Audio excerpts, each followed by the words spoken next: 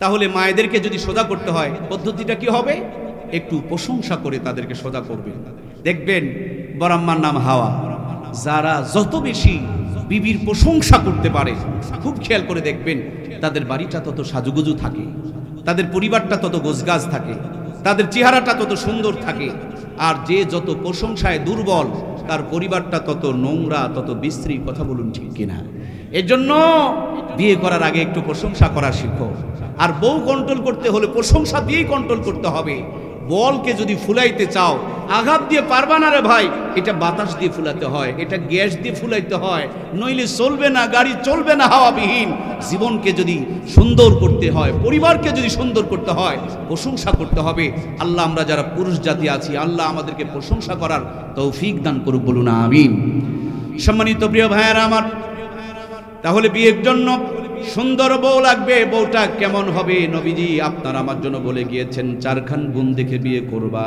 1 নম্বর ওয়ালিমা আলিহা, 2 নম্বর জামালিহা, 3 নম্বর দিন, 3 নম্বর নাসাবিহা, 4 নম্বর দিনিহা। আল্লাহর হাবিব বলেন ফাজফার বিজাতি দিন, সবচেয়ে বেশি দিনের প্রতি খেয়াল রাখবা। আমার আপনাদের কি জেলা নাম কি? ঝিনাইদহ ভাইয়ের আপনাদের এলাকায় কি ইটের ভাটা আছে? যেখানে ইট বানায় দেখেছেন কি আপনারা? ইট বানানোর জন্য একটা ফার্মা থাকে, ফার্মা চিনেন কি আপনারা? ফার্মাটা যদি বেঁকা হয়, ইটগুলো তো সোজা হয়।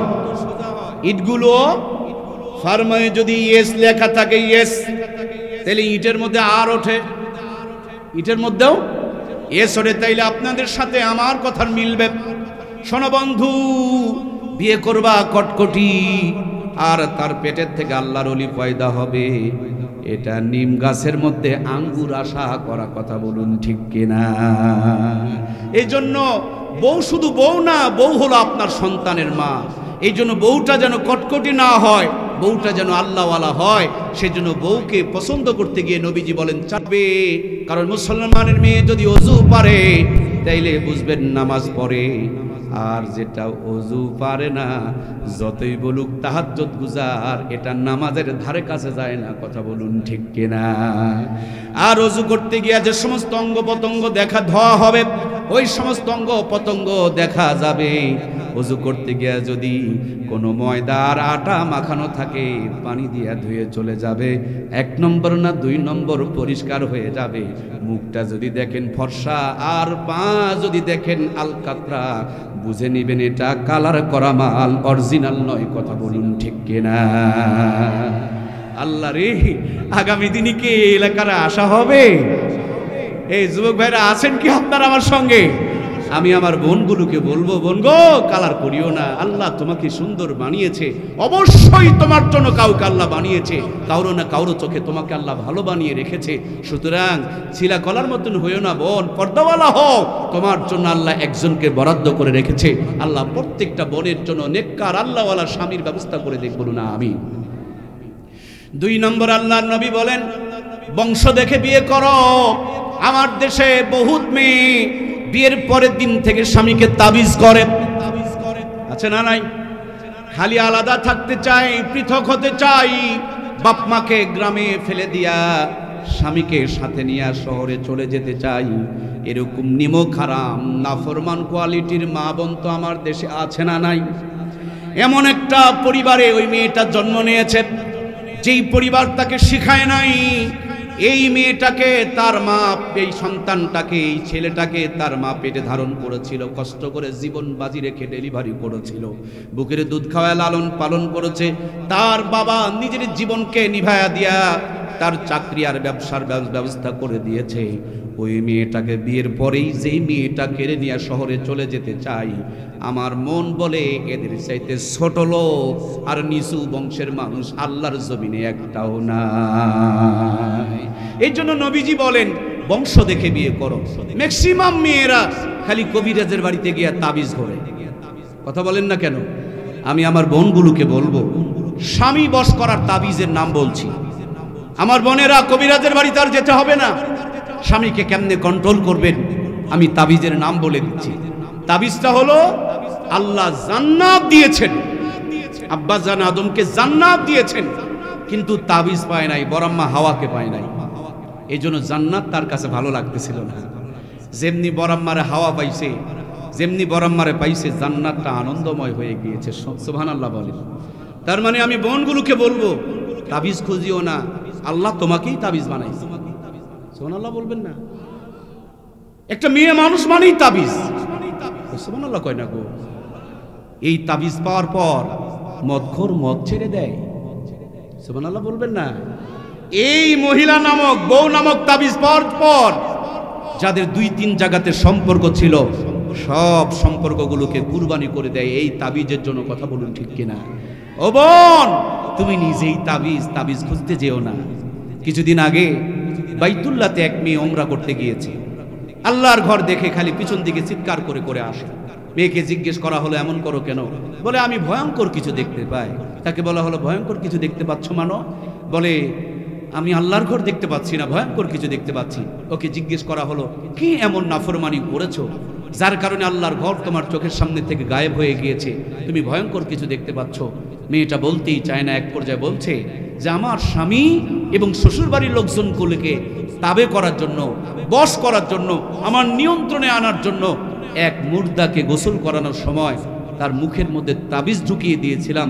মরা মানুষ যেমন কথা বলতে পারে না, আমার অন্যায় দেখার পরও যেন শ্বশুরের পরিবারের কেউ প্রতিবাদ না করে, সেই জন্য তাদেরকে কালো জাদু করেছিলাম, বান মেরেছিলাম, বশ করেছিলাম, তাবিজ করেছিলাম। আজ বাংলাদেশের বিজ্ঞ ওলামা ইকরামের রিসার্চ হলো, এদেশে শতকরা, আমার রিসার্চ আরো একটু বেশি, তাদের রিসার্চ হলো 25 থেকে 30% মানুষের উপরে আমাদের মা বোনেরা তাবিজ করে রাখছে। আর আমার রিসার্চ হলো 70%-এর উপরে তাবিজ করে রাখছে। মা তাবিজ করে রাখছে ছেলেকে কন্ট্রোল করার জন্য, বউ কবিরাজের বাড়িতে ঘুরতেছে স্বামীকে কন্ট্রোল করার জন্য। আর দুই দিকের টানাটানি করার কারণে বাংলাদেশের পুরুষ মানুষের গড় 20 থেকে 25 বছর আয়ু কমে গেছে, হায়াত কমে গেছে। পুরুষ মানুষেরা এত অবুঝ জাতি, এরা কোনোদিন বুঝলো না। মায়ের কাছে যাবেন, মা বলবে তুই বুঝিস না। আবার বউয়ের কাছে যাবেন, বউ বলবে তুমি বুঝো না, তুমি এগুলো বোঝো। আবার আপনার ছেলের কাছে যাবেন, ছেলেও বলবে আব্বা তুমি এগুলো বুঝো না। তার মানে আমরা বুঝলাম না যে আমাদের বোঝার সময়টা কখন। আপনারা বোঝেন নাকি? মায়ের কাছে কি বোঝেন? বোঝেন না। মা বলবে তুই এগুলো বুঝবি না, আবার বউ বলবে আপনি এগুলো বুঝবেন না। ছেলে বলবে বাবা তুমি এগুলো বোঝো না। আমরা বুঝলামই না যে আমাদের বোঝার সময়টা কখন। আমরা সবসময় ছাত্রই শিখে থেকে গেলাম। খালি গিয়ে দেখবেন, এখান থেকে গিয়ে দেখবেন, মায়ের কাছে আধা ঘন্টা বসবেন, মা আপনাকে ছাত্রর মতন বোঝাবে। বউয়ের কাছে আধা ঘন্টা বসবেন, বউ আপনাকে তা আপনার মায়ের বিরুদ্ধে আধা ঘন্টা বোঝাবে। ছেলের কাছে যাবেন, ছেলেও আপনাকে আধা ঘন্টা বোঝাবে। মানে আপনারা সারা জীবন ছাত্রই থেকে গেলেন। আল্লাহ তুমি আমাদের যোগ্যতা বাড়াইয়া দাও, আল্লাহ তুমি আমাদের বোঝার শক্তি দিয়ে দাও, আরো বেশি শক্তি দিয়ে দাও, বলুন আমিন। সম্মানিত প্রিয় ভাইয়েরা আমার, তাহলে আমরা আলোচনা করছিলাম 4টি গুণ দেখে বিয়ে করতে হবে। জায়গা হচ্ছে না আমার ভাইদের, অনেক ভাইরা দাঁড়িয়ে আছে। আর একবার একটু দয়া করে একটু এগিয়ে আসুন না ভাইরা, দুই সাইড দিয়ে একটু আসা যাবে। পিছনে ভাইরা একটু ভিতরে চলে আসবো। আমরা শুরুতে বলছিলাম, আপনারা পরে আসছেন তো, পুরুষ প্যান্ডেল হয়েছে, মহিলা প্যান্ডেল হয়েছে, ভাই হিজড়া প্যান্ডেল হয়নি। দয়া করে ওনাদের হক মারবেন না, হিজড়ার মতন দাঁড়িয়ে থেকে হিজড়াদের হক নষ্ট করবেন না প্লিজ। একজনও কোনো পুরুষ মানুষ দাঁড়াবেন না, দুই পাশে জায়গা আছে। ভিতরে আসুন, ভিতরে আসুন। দুই একজন হিজড়া থাকলে ওদেরকে দাঁড়াতে দিয়ে, ওদের হক মারবেন কেন আপনারা? ভিতরে আসুন, ভিতরে আসেন, ভিতরে আসেন। হিজড়া প্যান্ডেল নাই ভাইজান, তাড়াতাড়ি আসেন, তাড়াতাড়ি আসেন। যারা কর্তৃপক্ষ আছেন, হিজড়া ব্যতীত যারা আছে ভিতরে ঢুকায় দেন। পিছনে ভাইরা একটু ভিতরে চলে আসুন না, দাঁড়ানো ভাইরা ভিতরে চলে আসুন। দাঁড়িয়ে থাকা যাবে না ভাইজান, দাঁড়িয়ে থাকা যাবে না, প্লিজ চলে আসুন।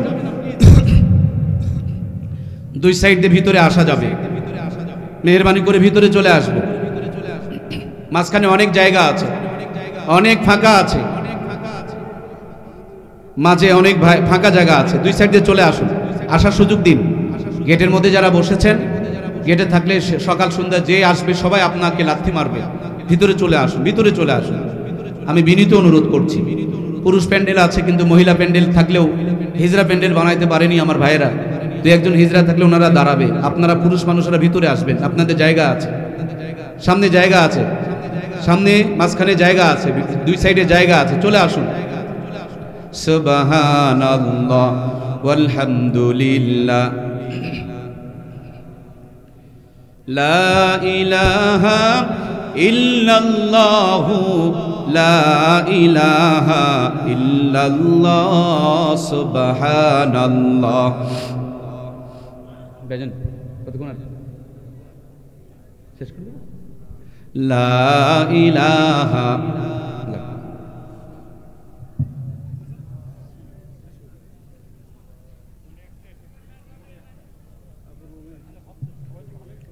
লা ইলাহা ইল্লাল্লাহু মুহাম্মাদুর রাসূলুল্লাহ। বক্তৃতা কি আরো চলবে? সবাই কি চলবে? চলবে। আর একটা বার তাকবীর দেয়, লিল্লাহ তাকবীর। দুনিয়ার মুসলিম, আওয়ামী লীগ, বিএনপি সব এক হোক, কোরআনের দলে যোগ দেখ। আল্লাহ কোরআনওয়ালা মুসলমান হওয়ার তৌফিক দান করুন, বলুন আমিন। আমার প্রিয় ভাইয়েরা, তাহলে আমরা আলোচনা করছিলাম বিয়ে করতে হলে 4টি গুণ দেখে বিয়ে করতে হবে। 1 নম্বর সৌন্দর্য, 2 নম্বর বংশ, 3 নম্বর আল্লাহর হাবিব বলেন সম্পদের প্রতি খেয়াল রেখো। উঁচু আর নিচু, মোটা দড়ি আর চিকন দড়িতে গিরা লাগে না। এখন আমরা সবাই খালি বড়লোক বিয়ে করতে চাই, গরিবের দিকে কেউ যেতে চায়। ছেলেও বড় লোক খোঁজে, মেয়েও বড় লোক খোঁজে। অথচ নবী বলেন মোটা চিকন দড়িতে গিরা দিতে যেও না, লাস্টিং করবে না। আপনি প্রেমের ফাঁদে ফেলেন কোটিপতির মেয়েকে যদি ভাগায় নিয়ে চলে আসেন, বেশি দিন লাস্টিং করবে না। যেদিন অভাব জানালে দিয়া ঢুকবে, ভালোবাসা দরজা দিয়া দৌড় মারবে, তখন বিরহের গান গাওয়া লাগবে, বিরহের টান মারা লাগবে। এই দুনিয়ায় মন বোঝার চাইতে ভুলবো, যার মানুষ বেশি, এত ভালোবেসেও আমি তার কাছে হইলাম দোষী, এত ভালো। এই দোষাদোষীর গান আছে না নাই? দোষ তো আপনি করেছেন, মোটা চিকন দড়িতে গিরা দিতে গিয়েছেন। নবী বলেন কুফু দেখে বিয়ে করার সংসারগুলো ভাঙবে না। আজ বাংলাদেশে বিয়ে যেমন হচ্ছে, তার চাইতে ডিভোর্সও সমানভাবে বাড়তেছে। মূল কারণ হলো মোটা চিকন দড়িতে গিরা লাস্টিং করছে না। কথা বলুন ঠিক কিনা? বন্ধুরা আমার, নবীজি আমার বলেন ফাজফার বিজাতির দিন, সব চাইতে বেশি দিনের প্রতি খেয়াল রাখো। সব আছে, ভিতরে দিন নাই। ওই বেদিনকে ঘরে নিও না, তোমার ঘরটাকে জাহান্নাম বানিয়ে ফেলবে। কিছুই যদি না থাকে, ভিতরে যদি দিন থাকে, মদিনাওয়ালা বলেন দিনদারটাকে ঘরের মধ্যে নিয়ে আসো, তোমার ভাঙা ঘরকে জান্নাতের আলোকিত বানিয়ে দিবে। আল্লাহর হাবিব বলেন দুনিয়ার সব নিয়ামত, উত্তম নিয়ামত হলো নেককার বিবি। যার সব আছে, ঘরের মধ্যে একটা নেককার বউ নাই। খুব খেয়াল করে দেখবেন, দুনিয়াতে তার চাইতে কপাল পরা অশান্তিতে আর কেউ, যার কিচ্ছুই নাই, ঘরে একটা আল্লাহওয়ালা নেককার পরহেজগার বউ আছে। খবর নিয়ে দেখো বন্ধু, এই দুনিয়াতে ওই মানুষটা যেন আল্লাহর জান্নাতের সুখে আছে। এই জন্য আমার প্রাণপ্রিয় ভাইয়ের, আমার সবচেয়ে বেশি দিনের প্রতি খেয়াল রাখতে হবে। একজন আল্লাহর বান্দাকে বলা হলো, বলো তো দেখি শান্তি কোন জায়গায়? আল্লাহর বান্দা বলেন আমার জানা মতে শান্তি হলো পায়খানায়, টয়লেটে, বাথরুমের ভিতরে। তারে জিজ্ঞেস করা হলো বাথরুমে পায়খানার মধ্যে শান্তি ঢুকলো কি করে? উনি বলেন আমি হইলাম পেটরোগা। যেদিন পেট ক্লিয়ার হয়ে পায়খানা হয় না, সেদিন দুনিয়ার কিছু আমার কাছে ভালো লাগে। পেট ঠিক তো জীবন ঠিক, বাথরুম ঠিক তো পৃথিবী ঠিক। সেজন্য তিনি বলেছেন আমার কাছে জানা মতে শান্তি হলো বাথরুমের ভিতরে। আর একজনকে বলা হলো বলো তো ভাই শান্তি কোন জায়গায়? তিনি বলেন আমার জানা মতে শান্তি হলো ঘুমের ভিতরে। যেদিন আমার ঘুম ভালো হয়, সেদিন দুনিয়াটা অনেক সুন্দর লাগে। আর যেদিন ঘুম ক্লিয়ার হয় না, সেদিন মেজাজটা হট হয়ে থাকে, দুনিয়ার কিছুই যেন আমার কাছে ভালো লাগে না। এই জন্য আমার হিসাব হলো সব শান্তি হলো ঘুমের ভিতরে। আর একজনকে বলা হলো বলো তো ভাই শান্তি কোন জায়গায়? সে আল্লাহর বান্দা বললেন আমার জানা মতে সব শান্তি হলো বাড়িয়ালির ভিতরে, বেগমের ভিতরে, বিবির ভিতরে। যেদিন আমার বউ বাড়িতে যাওয়া মাত্র মুস্কি হাসি দিয়া ঘরের মধ্যে আমারে নিয়ে যায়, আমার মন বলে আমি ঘরে ঢুকি নাই, আমি মনে হয় জান্নাতে ঢুকতেছি। আর যেদিন বাড়িতে ঢোকার সময় খেঁকে কুত্তাগুলোর মতন খেউ খেউ করে ধরে, তখন আমার কলিজা শুকায় যায়, মনে হয় আমি বাড়িতে নয়, মনে হয় জাহান্নামে ঢুকতেছি। কথা বলুন ঠিক কিনা? আর আমি আমি ছোট্ট এই বোকা মানুষটা গোটা দুনিয়া ঘুরে ঘুরে যেইটুকু অভিজ্ঞতা অর্জন করেছি তার আলোকে আপনাদের খেদমতে বলছি, টয়লেটেও শান্তি নাই, ঘুমেও শান্তি নাই, বেগমের ভিতরেও শান্তি নাই। ওই জায়গাগুলোতে যদি কোরআন সুন্নাহ না থাকে, আর টয়লেটেও শান্তি আছে, ঘুমেও শান্তি আছে, বিবির ভিতরেও শান্তি আছে, প্রত্যেকটা জায়গায় যদি কোরআন সুন্নাহ থাকে, কথা বলুন ঠিক কিনা?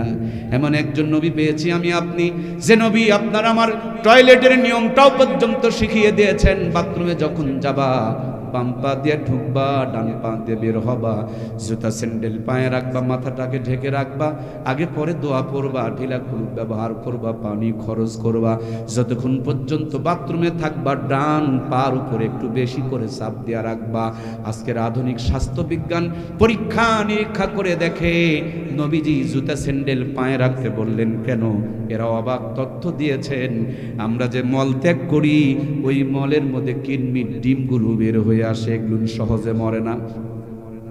এগুলো গড়তে গড়তে গিয়া বিভিন্ন জায়গায় জমা হয়, প্যানের উপরে বসে থাকে। খালি পায়ে যদি বসেন, পায়ের ভিতরে দিয়া রক্তের মধ্যে মিশে চলে যায়, এরপরে নানান রোগ তারা সৃষ্টি করে। এই জন্য বিশ্ব স্বাস্থ্য সংস্থা বলতেছে খোলা জায়গায় পায়খানা করা যাবে না, খালি পায়ে বাথরুমে যাওয়া যাবে না। অথচ আজ থেকে 1500 বছর পূর্বে মদিনাওয়ালাকে দিয়া আপনারে আমারে শিখায়া দিয়েছেন কে?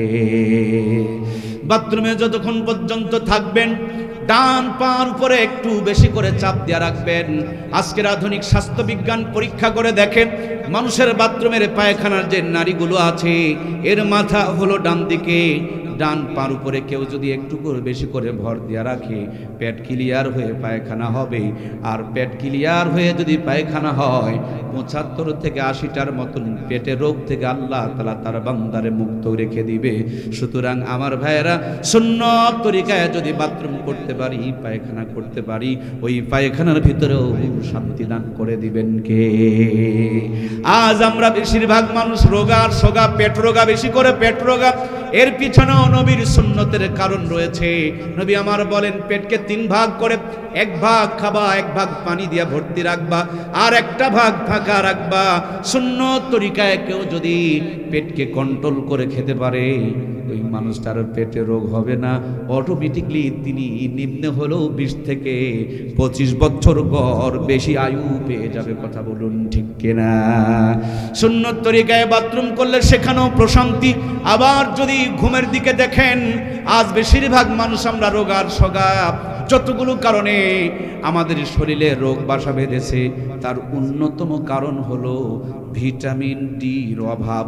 আর ভিটামিন ডি একটা মানুষের শরীরে যতগুলো ঘাটতি পূরণ করে, ভিটামিন ডি যেখান থেকে সংগ্রহ করতে হয় কিংবা যেখান থেকে ভিটামিন ডি আসে, এর প্রথম কারণটা হলো সূর্যের আলো। আমাদের মুরব্বীরা সকাল সকাল ঘুমিয়ে পড়তো, আগে ভাগে ঘুম থেকে জাগ্রত হয়ে যেত, বডির মধ্যে সকালবেলার সোনালি রোদটা পড়তো, ভিটামিন ডি পয়দা হতো। 70 থেকে 80 বছর পর্যন্ত আমার ভাইয়েরা তারা সুস্থ শুধু নয়, 150 বছর পর্যন্ত সুস্থ থাকতো। আমরা এখন ঘুমাই রাত্রে 3টায়, উঠি সকাল 11টায়। সকালবেলার ভিটামিন ডি আমাদের বডির মধ্যে পড়ে না, এই জন্য আমাদের রোগ প্রতিরোধ ক্ষমতা কম। এ আমাদের বডিতে যেই ভিটামিন ডির দরকার, তার 80% ভিটামিন ডি আল্লাহ তাআলা সূর্যের আলোর মধ্যে রেখে দিয়েছেন।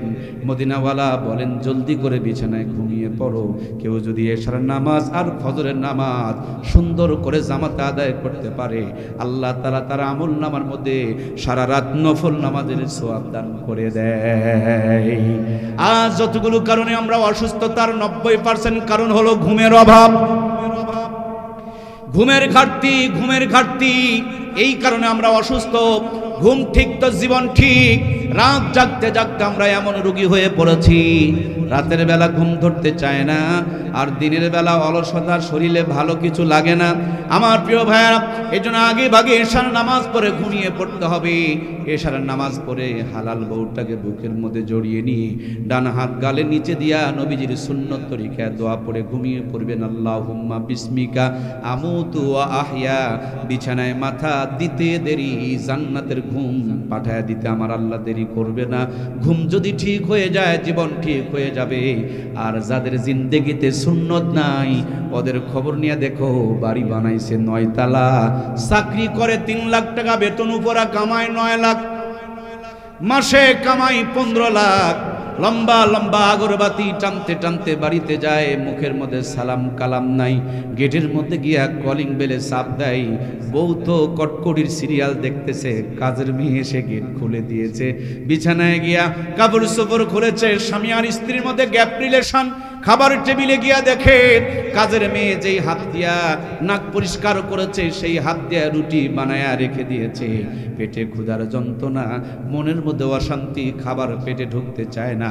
নরম রুটি, গরম খাসির কলিজা জোর করে যদি পেটের মধ্যে ঢুকায়, পেটে ঢুকতে দেরি যুদ্ধ বেঁধে যায়, তখন গ্যাসের বড়িরে এবার সার্জেল খুঁজে বেড়ায়। কথা বলুন ঠিক কিনা? স্বামী এক ঘরে, বউ আর এক ঘরে, দুইজন দুই দিকে মোবাইলে পরক্রিয়া করে, একই রাত্রে 3টা করে ঘুমের বড়ি মারে, তারপরে ঘুম ধরতে চায় না। আবার ফজরের সময় অ্যালার্ম দিয়া রাখছে, ডাক্তার কয়েছে ডায়াবেটিস হয়ে গিয়েছে, প্রত্যেক দিন কম করে হলো 3 কিলোমিটার হাঁটাহাঁটি করা লাগবে। তার মানে 7 বছর বয়স থেকে নিয়ে এই পর্যন্ত নামাজ কাজা করে যেই শাস্তিটা জমা হয়েছে ওটা এখন ডায়াবেটিসের আকার ধারণ করেছে। 5 ওয়াক্ত নামাজ যদি সুন্দর করে আদায় করতে পারি, আমাদের অনেক ক্ষেত্রে ডায়াবেটিস থেকে আল্লাহ মুক্তি দিয়ে দিবেন। কথা বলুন ঠিক কিনা? সম্মানিত প্রাণপ্রিয় ভাইয়েরা আমার, এই জন্য ঘুমের মধ্যে আল্লাহ তাআলা শান্তি দিবেন যদি ঘুমটা সুন্নত তরিকায় হয়। আবার বিবির কথা যদি বলেন, জীবনকে সুন্নত দিয়ে সাজাবেন। আপনি কোন নবীর উম্মত যে নবী যুদ্ধের ময়দান থেকে ফিরে এসেছেন, প্রচন্ড ক্ষুধা লেগেছে, বাসায় ঢুকে ডাকতে বলে, বিবিরে খাবার কি কিছু আছে? আল্লাহর হাবিবের কাছে আম্মা জান আয়েশা সিদ্দিকা বলেন, নবী গো খাবার আছে, কিন্তু খাবার তো রেডি করা নাই, তৈরি করা নাই। জান্নাতের নবী রহমাতুল লিল আলামিন নিজের হাতে তরকারি কেটে কেটে বেগমের সাথে কাজের সহযোগিতা করেছে। পার্কে গিয়ে শান্তি খুঁজতে হবে না, পরক্রিয়া করতে হবে না, ঘরে ঢুকে বিবির সঙ্গে মুস্কি হাসি দিয়ে কথা বলো, তোমার ঘরটাকে আল্লাহ তাআলা জান্নাতের বাগান বানিয়ে দিবে। সুবহানাল্লাহ বলেন। চাঁদনি রাত্রে স্বামী আর স্ত্রী দুইজন মিলে দৌড় দিয়েছেন। নবীজি পিছনে, নবীজি পিছনে পড়ে গিয়েছেন, আম্মা জান আয়েশা সিদ্দিকা সামনে চলে গিয়েছেন। অনেকদিন পর আবার দুইজন দৌড় দিয়েছেন। এই দিন নবীজির সামনে আম্মা জান আয়েশা সিদ্দিকা পড়ে গিয়েছেন পিছনে, শরমে মুখটা লাল হয়ে গিয়েছে। রহমাতুল লিল আলামিন বুকের মধ্যে টেনে নিয়া থুতুনির নিচে চুমা দিয়া বলে, হুমায়রা কেন শরমে মুখটাকে লাল করে দিয়েছো? অনেক দিন আগে তুমি একবার ফার্স্ট হয়েছিলে, আজকে আমি ওইটারে শোধ করে দিলাম। মায়েদেরকে মাঝে মাঝে কখনো কখনো জিতায়া দিবেন। মা যখন মনে করেছে শোধ হয়ে গিয়েছে, এমন একটা জান্নাতের হাসি দিয়েছে, আসমানের পূর্ণিমার চাঁদ যেন অম্লান হয়ে গেছে। মাঝে মাঝে ঘরের মধ্যে ঢুকে বিবির মাথাটাকে উরুর মধ্যে তুলে নিবেন আর রসিক সেজে মজার মজার গল্প করবেন। আপনার বিবি আপনার মুখের দিকে তাকায় থাকবে আর আপনি আপনার বিবির মুখের দিকে তাকায় থাকবে। এই মুখে মুখে হাসিতে হাসিতে যখন আকর্ষণ হবে, আসমান থেকে দর দর করে রহমত আর বরকত আমার আল্লাহ চালু করে দেবে। নবীজি প্রত্যেক দিন হযরত আলী আর ফাতেমার ঘরের দিকে তাকায় থাকতেন। হঠাৎ দেখেন একদিন ঘরের মধ্যে রহমত বর্ষিত হচ্ছে না, বড় বেকার আর পেরেশান হয়ে গেলেন। সকালবেলা মেয়েকে ডাক দিয়ে বলেন, মাগো গতকাল কি হয়েছিল? মেয়ে বলে, আব্বাজান ছোট্ট একটা বিষয় নিয়ে আপনার জামাইয়ের সাথে আমার মনোমালিন্য হয়েছিল। আল্লাহর হাবিব বলেন, ও আমার মেয়ে, তুমি তো জানো আমি দুনিয়াতে সবচেয়ে তোমারে বেশি ভালোবাসি, তবে তুমি তোমার জামাইকে নারাজ রেখে যদি ইন্তিকাল করতে, আর ওইটা যদি আমি বুঝতে পারতাম জামাইকে নারাজ রেখে তুমি মারা গেলে, আমি তোমার বাবা তোমার জানাজায় অংশগ্রহণ করতাম না। আজ বেশিরভাগ মেয়েরা বাবার বাড়ির আশকারা পেয়ে নষ্ট হয়ে যায়। কথা বলুন ঠিক কিনা? বাবার বাড়ির থেকে যদি একটু শাসন করত, তাইলেই কিন্তু মেয়েগুলো এভাবে নষ্ট হয়ে যেত না। আল্লাহ আমরা যারা মেয়ের বাবা মা আছি, আমাদেরকেও সঠিক জিনিসগুলো বোঝার তৌফিক দান করে বলুন আমিন। সম্মানিত প্রাণপ্রিয় ভাইয়েরা, আজকের আলোচনার মূল মেসেজ ছিল নবীর মতে মত তাকেই বলে নবীর উম্মত। যার মত নবীর সঙ্গে মিলবে না সেটা নবীর পরিপূর্ণ উম্মত হতে পারে। আপনাদের ঝিনাইদহ বাজারে কি কাপড়ের দোকান আছে? কাপড় কিনতে গেলে গজ নামক একটা মিটার দিয়া ফিতা দিয়া কাপড় মেপে দেয়। যদি কোনো দোকানদার 1 গজ কিনলে 3 গজ দেয়, তাইলে কি তার দোকানদারি টিকবে রে ভাই? ওর দোকানদারিতে লাল বাতি জ্বলবে। আর কেউ যদি 1 গজ কিনলে হাফ গজ দেয়, ওই চোরের কাছে যাওয়া যাবে? চোরের কাছে যাওয়া যাবে না। বেশি দিলে ব্যবসা চলবে না। জীবনের প্রত্যেকটা আমল নবীর সুন্নতের মাপকাঠি অনুযায়ী হতে হবে, তাহলে এটাই জান্নাতের জরিয়া হয়ে যাবে। আর নবীর সুন্নতের মাপকাঠি অনুযায়ী যদি না হয়, সবগুলো বাতিল হিসাবে বন্দোবস্ত হয়ে যাবে, ঠিক কিনা? আমার প্রিয় ভাইয়েরা, আপনাদের এলাকায় একটু ভণ্ড ফকিরের উপদ্রব মোটামুটি রয়েছে। দুনিয়াতে লবণ আর চিনি দেখতে একই মতন, কিন্তু লবণ আর চিনি কি একই জিনিস? একটা দিলে মিষ্টি হয়, আর একটা দিলে লবণ হয়ে যায়। তেমনি ভাবে ভণ্ড পীর এবং ভালো পীর, দুইটার নামের শুরুতে এবং শেষে পীর আছে, কিন্তু একজন জান্নাতে নিয়ে যায় আর একজন জাহান্নামে নিয়ে যায়। কথা বলুন ঠিক কিনা? আল্লাহওয়ালা পীর যারা মানুষকে নামাজি বানায়, পর্দাওয়ালা বানায়, ভণ্ড পীর যারা এরা নামাজিকে গাঁজাখোর বানায়, আদর ওদের বউ বাচ্চাকে নিয়ে নাচানাচি করে বেপর্দা বানায়। কথা বলুন ঠিক কিনা? এই জন্য প্রিয় ভাইয়ারা, ভণ্ড পীরের কাছে যাওয়া যাবে না, ঈমান নষ্ট হয়ে যাবে। আমরা আল্লাহওয়ালাদের সহবতে এসেছিলাম, আল্লাহওয়ালাদের সহবতে থাকবো, নবীর মতের সঙ্গে নিজের মতটারে মিল করে রাখবো, তাহলে নবীর সঙ্গে জান্নাতে যেতে পারবো। আল্লাহর হাবিব বলেন, কিয়ামতের পূর্বক্ষণে মানুষ যখন সুন্নত থেকে দূরে সরে চলে যাবে, তখন কেউ যদি একটা মরা সুন্নতকে জিন্দা করতে পারে, মদিনাওয়ালা বলেন এক একটা সুন্নতকে আল্লাহ তাআলা 100 শহীদের সওয়াব দিয়ে কিনে নিবে। মরিচের কেজি, ঝাল এর কেজি 1100 টাকা 1200 টাকা লেগে গিয়েছিল। কেন জানেন? যখন আমদানি কমে গিয়েছিল, দামটা বেড়ে গিয়েছিল। সুন্নতের আমদানি যখন কমে যাবে, সুন্নতের দামটাকে আমার আল্লাহ তাআলা বাড়িয়ে দেবে। মদিনাওয়ালা বলেন একটা সুন্নত আমলকারীকে আল্লাহ 100 শহীদের সওয়াব দিয়ে দিবে। সুবহানাল্লাহ বলেন। সুতরাং প্রিয় ভাইয়ের, আজকে বাড়িতে গিয়া বাসায় ঢোকার আগে নবীর সুন্নত তরিকায় সালাম কি দিতে পারবো? আল্লাহ আমাদেরকে সালাম দিয়েই বাসায় ঢোকার তৌফিক দান করুক, বলুন আমিন। কিছু থাক আর না থাক, ঘরে ঢুকতে বের হতে যদি সালাম থাকে, সালামের মানে হলো আল্লাহ এই বাড়িওয়ালার উপরে রহমত আর বরকত নাজিল করো। আহারে, ইমামকে দেখে সালাম দেয়, ছেলেকে দেখে সালাম দেয় না, বউকে দেখে সালাম দেয় না, আব্বাকে দেখে সালাম দেয় না, মাকে দেখে সালাম দেয় না। অথচ উচিত ছিল কাছের মানুষগুলোকে বেশি বেশি করে সালাম দেওয়া, তাহলে তাদের উপরে রহমত আর বরকত নাজিল করবেন কে? আর পরকিয়া পার্টার যাব না, সবগুলো ডিলিট করে দিয়া বউকেই বান্ধবী বানায় ফেলবো, ইনসাফ। জোরে বলুন না ইনসাফ। স্বামীকেই বন্ধু বানায় ফেলবো, আবারও বলুন ইনসাফ। আল্লাহ তাআলা বিবিকে বান্ধবী আর বরকে বন্ধু বানানোর জন্য বাংলাদেশের প্রত্যেকটা ভাইকে বোনকে কবুল করুক, জোরে বলুন আমিন। বন্ধুরা আমার, খুব খেয়াল রাখুন, ভিতরে যদি মদ থাকে, উপরে যদি মধুর লেবেল লাগায় দেন, জিন্দগিতে এই মদ মধু হইতে পারে না। আজকে ভালোবাসা ভালোবাসা বলে যে কথাগুলো বলা হয়, এগুলো কোনোটাই ভালোবাসা না, সবগুলো হলো জেনা আর ব্যভিচার। ভালোবাসা শুধু ওইটাকেই বলে যেটা যেটা বিয়ের পর বাসরের ঘরের মধ্য দিয়ে শুরু হয়, ওইটা পবিত্র, ওইটা প্রেম, ওইটা জান্নাতে নিয়ে যায়। ওই প্রেম আর ভালোবাসার বিনিময়ে রহমত আর বরকত নাজিল করে দেয় কে? নেগেটিভ আর পজিটিভ দুইটা তার পিছন দিকে হোল্ডারে সংযোগ দেওয়া হয়েছে, আলো জ্বলতেছে নেগেটিভ আর পজিটিভ ছাড়া। এই দুইটা তার যদি এক জায়গায় করা হয়, বলুন তো দেখি, আলো জ্বলবে না আগুন জ্বলবে? তেমনি আমার যুবক ভাইয়েরা, আমার যুবতী বোনেরা, প্রেম যদি করতেই হয়, কেন অবৈধ পন্থায় করবেন? প্রেম করতে হলে বৈধ পন্থায় করব। জীবনটাকে রহমত আর বরকত দিয়া ভরপুর করে দিবেন কে?